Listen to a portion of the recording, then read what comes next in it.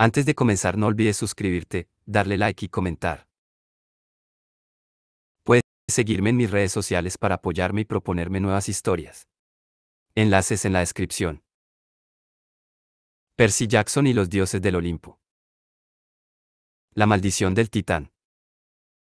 De Rick Riordan. Capítulo 9. Aprendo a criar zombies.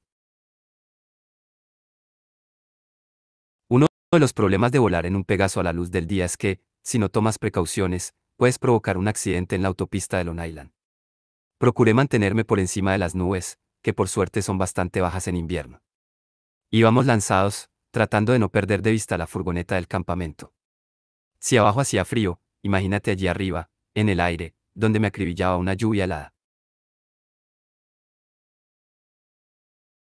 Me habría ido bien un juego de ropa interior térmica como los que vendían en el almacén del campamento. Aunque después de la historia de Phoebe con la camiseta rociada de sangre de centauro, no sabía si volvería a fiarme de sus productos. Perdimos de vista la furgoneta un par de veces, pero estaba casi seguro de que primero pasarían por Manhattan, así que no me fue difícil localizarlos de nuevo. El tráfico era pésimo con las vacaciones. Entraron en la ciudad a media mañana. Hice que Blackjack se posara cerca de la azotea del edificio Chrysler y desde allí observé la furgoneta blanca.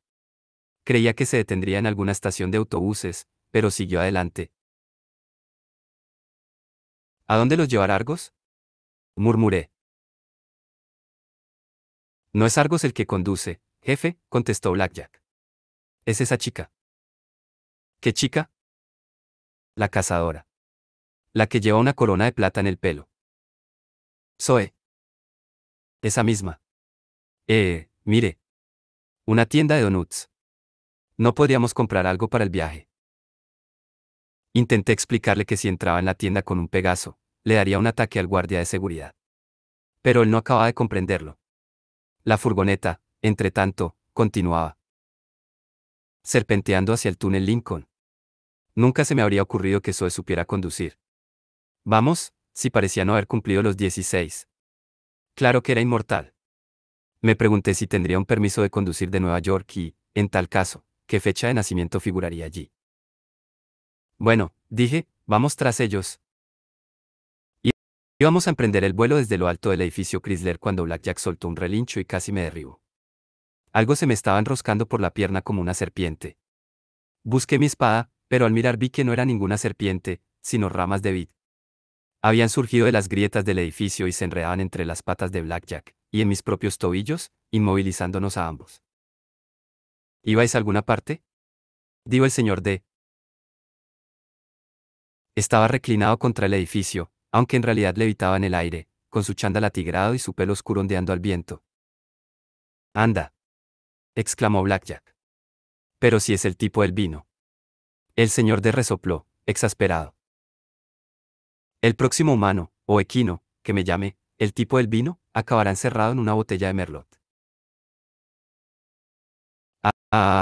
Señor D, procuré hablar con calma, aunque la vid seguía enroscándose entre mis piernas. Sé. ¿Que cómo me va? ¿Habías creído acaso que el inmortal y todopoderoso director del campamento no se enteraría de que te ibas sin permiso? Bueno. Debería arrojarte desde aquí sin el caballo volador para ver con qué heroísmo aullabas de camino al suelo. Apreté los puños. Sabía que debía mantener la boca cerrada, pero el señor D se disponía a matarme o arrastrarme ignominiosamente al campamento, y yo no soportaba ninguna de las dos ideas. ¿Por qué me odia tanto? ¿Qué le he hecho yo? Una llamarada púrpura brilló en sus ojos. Eres un héroe, chico. No me hace falta ningún otro motivo. Tengo que participar en esta búsqueda. He de ayudar a mis amigos. Cosa que usted sería incapaz de comprender. Jefe, me dijo Blackjack, nervioso. Con lo liados que estamos en esta vida a 300 metros de altura, tal vez le convendría ser más amable. Las ramas se aferraron en torno a mí con más fuerza. Allá abajo, la furgoneta blanca se alejaba cada vez más. Pronto se perdería de vista. ¿Nunca te he hablado de Ariadna?, preguntó el señor D. La bella princesa de Creta. A ella también le gustaba ayudar a sus amigos. De hecho, ayudó a un joven héroe llamado Teseo, también hijo de Poseidón. Le dio un ovillo de hilo mágico que le permitió salir del laberinto. ¿Sabes cómo la recompensó Teseo? Tuve ganas de contestarle, ¿me importa un bledo? Pero no creía que el señor D fuese a terminar más deprisa por eso. Se casaron, dije. Y fueron felices y comieron perdices. Fin. El señor D hizo una mueca desdeñosa. No exactamente. Teseo le dijo que se casaría con ella. La llevó a su barco y zarpó hacia Atenas. A mitad de camino, en una isla muy pequeña llamada Naxos, la... ¿Cuál es la palabra que usáis los mortales? Sí. La dejó plantada. Yo la encontré allí. ¿Sabes? Sola. Con el corazón destrozado. Llorando a lágrima viva. Ella lo había abandonado todo, había dejado su vida entera para ayudar a aquel héroe tan apuesto.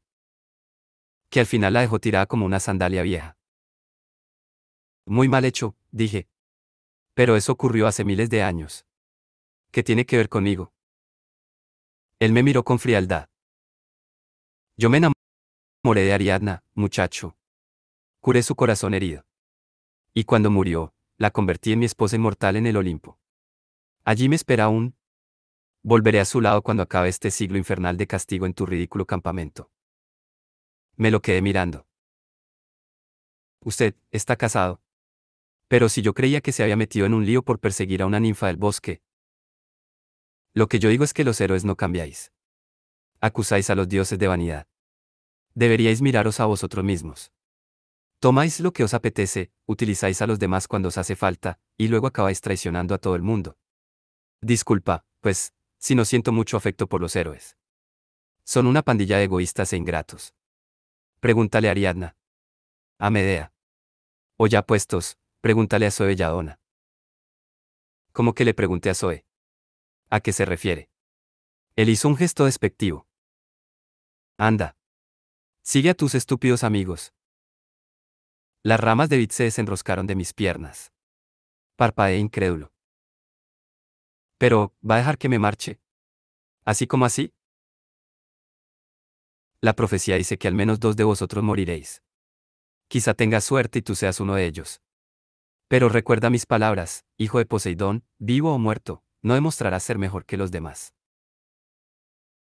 Dicho lo cual, Dioniso chasqueó los dedos y se dobló en dos, como una hoja de papel. Se oyó otro chasquido, plop, y desapareció, dejando un leve aroma a uvas que el viento enseguida difuminó. Por los pelos, suspiró Blackjack. Asentí, aunque casi me habría sentido menos inquieto si el señor D me hubiera arrastrado al campamento. Si me había dejado marchar era porque creía que teníamos muchas posibilidades de salir mal parados de aquella búsqueda. Vamos, Blackjack, dije, procurando sonar animoso. En Nueva Jersey te compraré unos donuts. Al final, resultó que no pude comprarle ningún donut en Nueva Jersey, porque Zoe siguió hacia el sur como una loca y solo cuando ya habíamos entrado en Maryland se detuvo en un área de descanso. A Blackjack, de lo agotado que estaba, poco le faltó para desplomarse en picado. Enseguida me recupero, jefe, jadeó. Solo tengo que recobrar el aliento. Quédate aquí, le dije. Voy a explorar.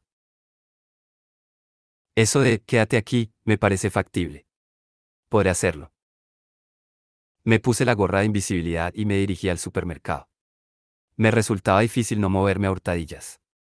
Tenía que recordarme todo el rato que nadie podía verme. Y al mismo tiempo tenía que acordarme de dejar paso y hacerme a un lado para que la gente no chocase conmigo. Quería entrar para calentarme un poco y tomar una taza de chocolate caliente. Aún me quedaban unas monedas en el bolsillo. Podía dejarlas en el mostrador. Me estaba preguntando si la taza se volvería invisible en cuanto la tocara o si el chocolate se quedaría flotando en el aire a la vista de todos, cuando todo mi plan se fue al garete. Zoe, Thalía, Bianca y Grover salían ya del local. ¿Estás seguro, Grover?, decía Thalía. Bastante seguro. Al 99%. Bueno, al 85%. ¿Y lo has hecho con unas simples bellotas?, preguntó Bianca con incredulidad. Grover pareció ofendido. Es un conjuro de rastreo consagrado por la tradición. Y bueno, estoy bastante seguro de haberlo hecho bien. Washington está a unos 100 kilómetros, dijo Bianca. Nico y yo, frunció el entrecejo. Vivíamos allí. Qué extraño. Se me había olvidado. Esto no me gusta, murmuró Zoe. Deberíamos dirigirnos directamente al oeste. La profecía decía al oeste. Como si tu destreza para seguir el rastro fuese mejor, ¿no? Refunfuñó Thalía. Zoe dio un paso hacia ella. ¿Cómo osas poner en duda mi destreza, bellaca? No tienes ni idea de lo que es una cazadora. ¿Bellaca? ¿Me llamas bellaca? ¿Qué narices significa eso? Vosotras, dijo Grover, nervioso. No empecéis otra vez. Grover tiene razón, añadió Bianca. Washington es nuestra mejor alternativa. Zoe no Parek. Muy bien. En marcha. Vas a conseguir que nos detengan por empeñarte en conducir, rezongó Thalía. Yo aparento más que tú los 16. Quizá, respondió Zoe. Pero yo llevo conduciendo automóviles desde que los inventaron. ¿Vamos? Mientras continuamos hacia el sur siguiendo a la furgoneta vista de pájaro, o mejor dicho, de Pegaso, me pregunté si Zoe hablaba en serio. Yo no sabía exactamente cuándo se habían inventado los coches, pero me figuraba que en tiempos prehistóricos, cuando la gente miraba la televisión en blanco y negro y cazaba dinosaurios. ¿Qué edad tendría Zoe? ¿Y a qué se refería el señor D? ¿Qué mala experiencia habría tenido ella con los héroes? Cuando nos acercábamos a Washington, Blackjack empezó a perder velocidad y altitud. Jadeaba. ¿Estás bien? Le pregunté. Perfecto, jefe. Podría cargar con un ejército. A mí no me lo parece. De repente me sentí culpable. Lo había tenido volando durante medio día casi sin parar y a ritmo de autopista. Incluso para un caballo alado, aquello tenía que ser una tremenda paliza. No se preocupe por mí, jefe. Soy un tipo duro. Aunque debía de ser verdad, no podía olvidar que Blackjack era capaz de venirse abajo antes de soltar una queja, y no quería que eso sucediera. Por suerte, la furgoneta empezó a disminuir de velocidad. Cruzó el río Potomac y entró en el centro de Washington. Yo me puse a pensar en patrullas aéreas, misiles y cosas por el estilo. No sabía cómo funcionarían esos sistemas de defensa, ni siquiera estaba seguro de que un radar militar pudiese detectar a un Pegaso, pero tampoco quería averiguarlo con un repentino zambombazo que me borrase del mapa. Bájame aquí, pedí a Blackjack. Ya los tenemos bastante cerca. El pobre estaba tan cansado que no discutió. Descendió hacia el monumento a Washington, que en realidad es un obelisco blanco, y me dejó sobre el césped. La furgoneta estaba aparcada a pocas manzanas. Miré a Blackjack. Quiero que vuelvas al campamento, le dije. Tómate un buen descanso y dedícate a pastar un poco. Yo me las arreglaré. Ladeó la cabeza con aire escéptico. ¿Estás seguro, jefe? Tú ya has hecho bastante. Me las arreglaré solo. Y mil gracias. 1000 kilos de heno, musitó Blackjack. Eso estaría bien. De acuerdo, jefe, pero... Vaya con cuidado. Intuyo que no han venido aquí a ver a un tipo guapo y simpático como yo. Le prometí que me andaría con ojo.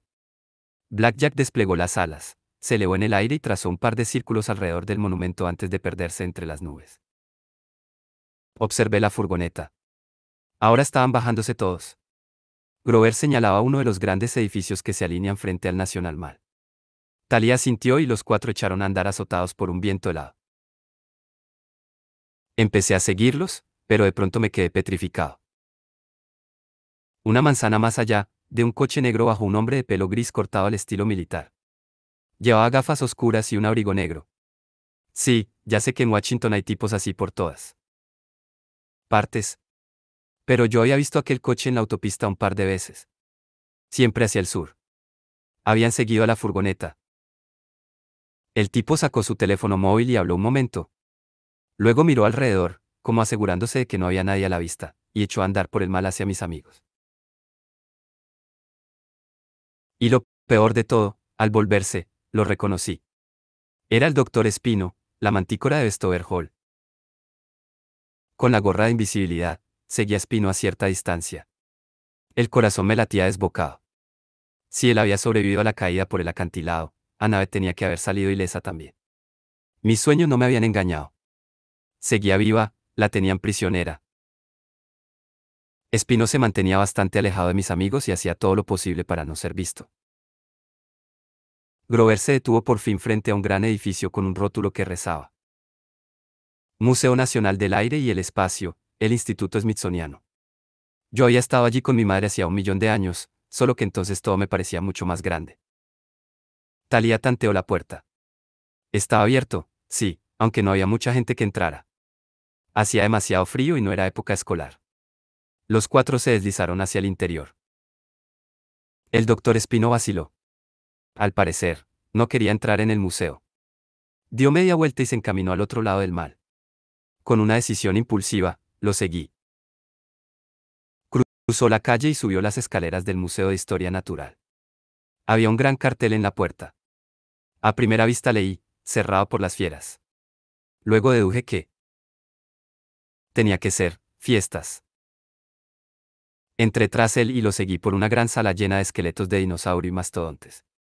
Se oían voces al fondo, tras unas grandes puertas. Fuera había 2 centinelas. Le abrieron a Espino y tuve que apresurarme antes de que la cerraran. Lo que vi allí dentro era tan espantoso que casi se me escapó un grito, lo cual seguramente me habría costado el pellejo. Me hallaba en una enorme estancia redonda, con una galería que la rodeaba 1 metro por encima del suelo. En aquella galería había al menos una docena de guardias mortales, además de un par de monstruos, 2 mujeres reptil, cada una con 2 colas de serpiente en lugar de piernas. Las había visto en otra ocasión. Annabeth las había llamado Dracana de Scythia. Pero eso no era lo peor.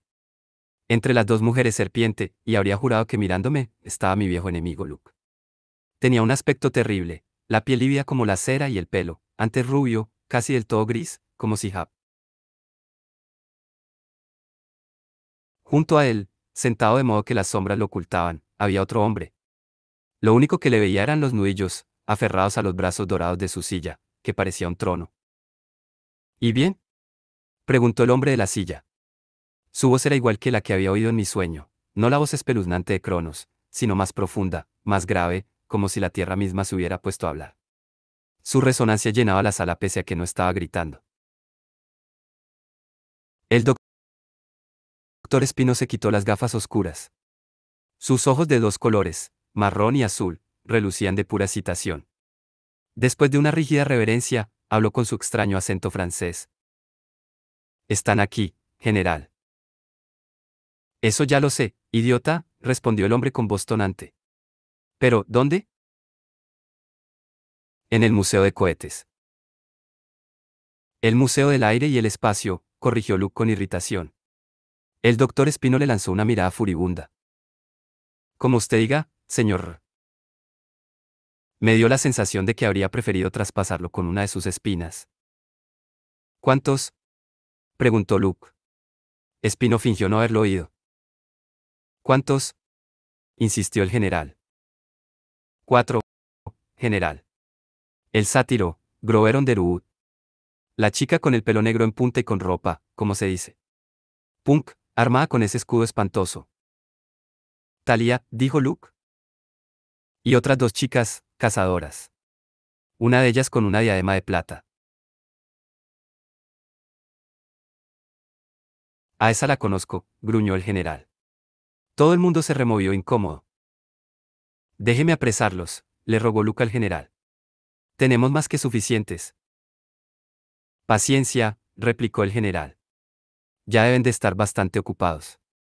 Les he mandado un compañero de juegos para entretenerlos. Pero no podemos arriesgarte, muchacho. Eso es, muchacho, dijo Espino con una cruel sonrisa. Usted es demasiado frágil. Déjenme que acabe yo con ellos. No. El general se alzó de su silla y entonces pude echarle un vistazo. Era alto y musculoso, con la piel levemente bronceada y el pelo oscuro peinado hacia atrás. Vestía un traje de seda marrón de aspecto muy caro, como los que llevan los tipos de Wall Street, aunque nadie lo habría tomado por un broker. Tenía un rostro brutal, hombros enormes y manos capaces de partir en 2 el mástil de una bandera. Sus ojos eran como piedras. Tuve la sensación de estar mirando una estatua viviente. Resultaba asombroso que pudiera moverse. Ya me has fallado una vez, Espino, tronó. Pero general. Sin excusas. Espino retrocedió un paso. Yo lo había considerado un tipo espeluznante cuando lo vi por primera vez con su uniforme negro en la Academia Militar de Vestover. Ahora, en cambio, de pie ante el general, parecía un novato patético. El general se impresionaba. No necesitaba uniforme. Era un líder nato.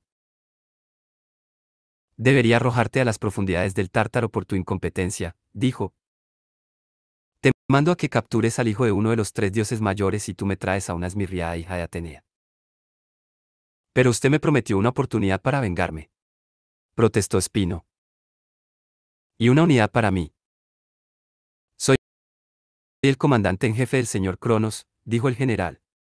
Y elegiré como lugartenientes a quienes me ofrezcan resultados. Solo gracias a Luke logramos salvar en parte nuestro plan. Y ahora, Espino, fuera de mi vista. Hasta que encuentre alguna tarea menor para ti. Espino se puso rojo de rabia. Creí que iba a empezar a echar espumarajos o disparar espinas, pero se limitó a inclinarse torpemente y abandonó la estancia. Bien, muchacho, dijo el general, mirando a Luke, lo primero que hemos de hacer es separar de los demás a la mestiza Thalía. El monstruo que buscamos. Acudirá entonces a ella.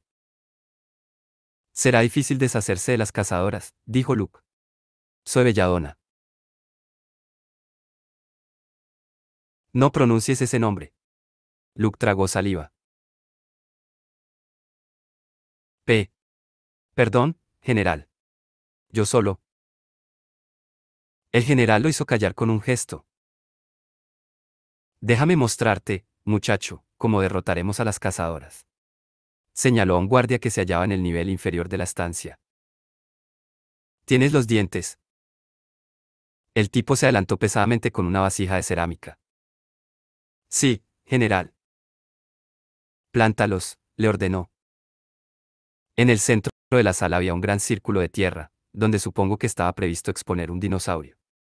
Observé con inquietud al guardia mientras extraía de la vasija unos aguzados dientes blancos y los iba hundiendo en la tierra.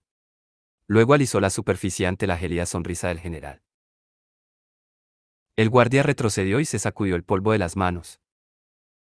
Listo, general. Excelente. Riégalos, y luego dejaremos que sigan el rastro de su presa. El guardia hacía una pequeña regadera decorada con margaritas que resultaba más bien incongruente, porque no era agua lo que salía de ella, sino un líquido rojo oscuro. Y me daba la sensación de que no era ponche de frutas. La tierra empezó a burbujear. Muy pronto, Luke, dijo el general, te mostraré tales soldados que harán que resulte insignificante el ejército que tienes en ese barco. Luke apretó los puños. Me he pasado un año entrenando a mis fuerzas. Cuando el princesa Andrómeda llegue a la montaña serán los mejores. Ja. Soltó el general. No niego que tus tropas puedan convertirse en una magnífica guardia de honor del señor Cronos. Y tú, naturalmente, tendrás un papel que desempeñar. Me pareció que Luke palidecía aún más. Pero bajo mi liderazgo, las fuerzas del señor Cronos se verán multiplicadas por 100. Seremos incontenibles. Mira, ahí están mis máquinas más mortíferas. La tierra sufrió una especie de erupción, e impulsivamente me eché atrás. En cada punto donde habían plantado un diente surgía ahora una criatura de la tierra. La primera emitió un sonido. Miau. Era un gatito. Un cachorro anaranjado con rayas de tigre. Luego apareció otro, y otro, hasta una docena, y todos se pusieron a jugar y revolcarse por la tierra. Todo el mundo los miraba sin dar crédito. El general rugió. ¿Qué es esto? Gatitos de peluche. ¿De dónde has sacado esos dientes? El guardia que los había traído se encogió de pánico. De la exposición, señor. Como usted me dijo. El tigre dientes de sable. No, idiota. Te he dicho el tiranosaurio. Recoge esas pequeñas bestias infernales y sácalas de aquí. No vuelvas a presentarte ante mí nunca más. El tipo estaba tan aterrorizado que se le cayó al suelo la regadera. Recogió los gatitos y salió corriendo. ¿Tú? El general señaló a otro guardia. Tráeme los dientes que he pedido. Ahora. El tipo se apresuró a cumplir sus órdenes. Imbéciles, murmuró el general. Por eso yo no utilizo mortales, dijo Luke. No son de fiar. Son débiles de carácter, fáciles de sobornar, violentos, corroboró el general. Me encantan. Un minuto después, el guardia regresó a toda prisa con las manos llenas de grandes y aguzados colmillos. Magnífico, dijo el general. Se subió a la barandilla de la galería y desde allí saltó, elevándose 6 metros por los aires. Al caer, el suelo de mármol se resquebrajó por el impacto. Hizo una mueca y se masajeó el cuello. Mis malditas cervicales. Una almohadilla caliente, señor. Le ofreció el guardia. Una tableta de paracetamol. No. Ya se me pasará. Se sacudió su traje de seda y le arrebató los dientes al guardia. Lo haré yo mismo. Sostuvo un diente y sonrió. Dientes de dinosaurio, ¿ja? Estos estúpidos mortales ni siquiera saben que tienen dientes de dragón en su poder. Y no de cualquier dragón. Estos dientes proceden de la antigua Síbaris en persona. Nos vendrán de perlas. Los plantó en la tierra. Una docena en total. Recogió la regadera y roció el suelo de líquido rojo. Luego la dejó a un lado y abrió los brazos. Alzaos. El suelo tembló. El esqueleto de una mano surgió disparado de la tierra y apretó el puño. El general levantó la vista hacia la galería. Deprisa, tenéis el rastro. Sí, señor, dijo una de las mujeres serpiente, y sacó una faja de tela. Plateada, como la que llevan las cazadoras. Magnífico, dijo el general. En cuanto mis guerreros huelan el rastro, perseguirán a su propietaria sin descanso. Nada los detendrá, ningún arma conocida por los mestizos o las cazadoras. Harán trizas a las cazadoras y sus aliados. Pásamela. En ese momento surgieron los esqueletos de la tierra. Eran 12, uno por cada diente plantado por el general. No eran como los esqueletos de plástico de Halloween, ni como los que habrás visto en las películas de serie B. A esto les creció la carne hasta que se convirtieron en hombres. Hombres de piel grisácea, con ojos amarillos y ropa moderna, camisetas grises sin mangas, pantalones de camuflaje, botas de combate. Si no los mirabas de cerca, casi podías creer que eran humanos. Pero tenían la piel transparente y sus huesos relucían debajo con un brillo trémulo, como imágenes de rayos X. Uno de ellos me miró con una expresión helada, y comprendí en el acto que ninguna gorra de invisibilidad iba a despistarlo. La mujer serpiente había arrojado la faja, que revoloteó lentamente por el aire hacia la mano del general. En cuanto él se la entregase a los guerreros, saldrían en busca de Zoe y los demás, y no cejarían hasta aniquilarlos. No tuve tiempo de pensarlo. Corrí y salté con todas mis fuerzas, chocando con los guerreros y atrapando la faja en el aire. ¿Qué significa esto?, bramó el general. Aterricé a los pies de un guerrero esqueleto, que silbó como una serpiente. Un intruso, tronó el general. Un enemigo cubierto de tinieblas. Sellad las puertas. Es Percy Jackson, gritó Luke. Tiene que ser él. Corrí hacia la salida. Oí el ruido de un desgarrón y vi que el guerrero esqueleto me había arrancado un trozo de la manga. Cuando volví la vista, se había pegado a la nariz el trozo de tela y lo husmeaba a conciencia. Luego se lo pasó a los otros. Habría querido chillar de pánico, pero no podía. Me colé entre las puertas un segundo antes de que los centinelas las cerrasen de golpe a mi espalda. Y luego corrí.